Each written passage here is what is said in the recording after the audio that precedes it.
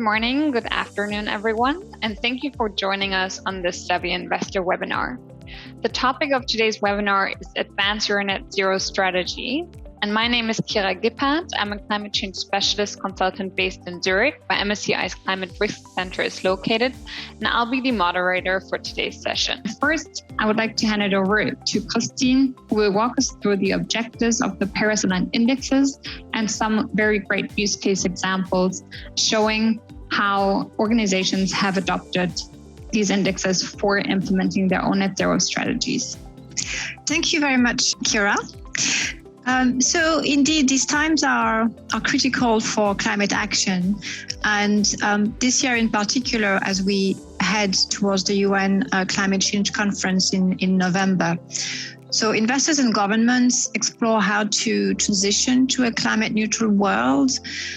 And there are a number of global investor-led initiatives aimed at driving change through the investment process. I would have a follow-up question for you. So how exactly does the index achieve a 1.5 degree temperature alignment? Yes, so we often get that question, so thanks for that. The gray line actually represents the number of patents in the wind sector that have started growing from the early 2000s. So you can see that, in the early 2000s, the number of wind patents has actually grown quite drastically.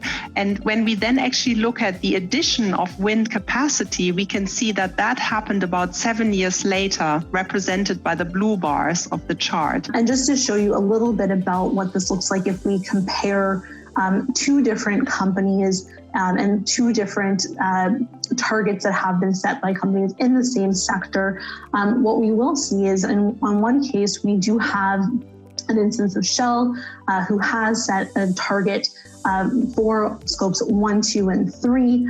Please do reach out directly in case of any further questions, and we'll make sure to get back to you as soon as possible. Thank you for attending today's webinar.